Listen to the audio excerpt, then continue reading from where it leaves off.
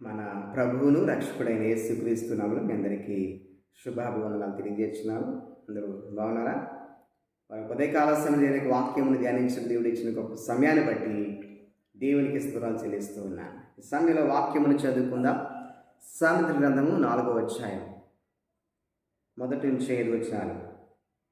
కుమారులారా, తండ్రి ఉపదేశం వినుడి, మీరు వివేకమునందునట్లు ఆలకించుడి. నేను మీకు సదుపదేశము చేసేదను, నా బోధను త్రోసివేయకుడి. నా తండ్రికి నేను కుమారుడిగా ఉంటిని, నా తల్లి దృష్టికి నేను సుకుమారుడనైన యాక కుమారుడై ఉంటిని.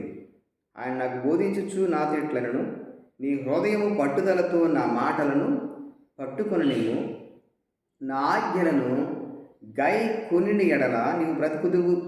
జ్ఞానము సంపాదించుకొనుము, బుద్ధి సంపాదించుకొనుము.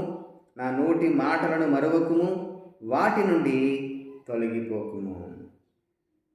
4వ వచనంలో ఒక మాట రాయబడింది ఏంటంటే, నీ హృదయము పట్టుదలతో నా మాటలను పట్టుకొని. దేవుని మాటలు మన హృదయముతో మనం పట్టుకుంటే, దేవుని వాక్యమును విన్న వాక్యమును హృదయంలో దాచుకుంటే అది గొప్ప ఆశీర్వాదం. ఎందుకంటే లోకంలో ఉన్న ఏ వ్యక్తులు, ఏ మనుషుల మాటలు మనకు ఆదరణ కలుగు చేయవు. దేవుని మాట మనిషికి ఆదరిస్తుంది, బాధలో నెమ్మదిస్తుంది, మార్గంలో వెలుగై ఉంటుంది. చూడండి, మొదటి దినవృత్తాంతం గ్రంథము 22వ అధ్యాయంలో ఒక మాట రాయబడింది. మొదటి దినవృత్తాంతం గ్రంథము 22వ అధ్యాయము 12వ వచనం చదువుతున్నాను.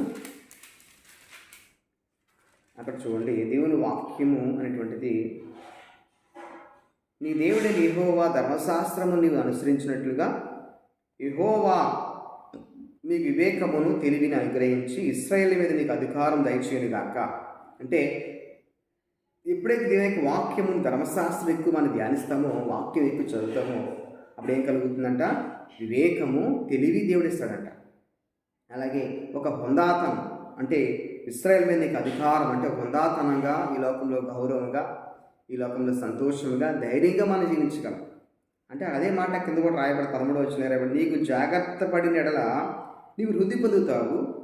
అలాగే మరొక మాట ఏం రాయబడిందంటే, ధైర్యం తెచ్చుకొని బలముగా ఉండుము, భయపడకుము, దిగులు పడకుము.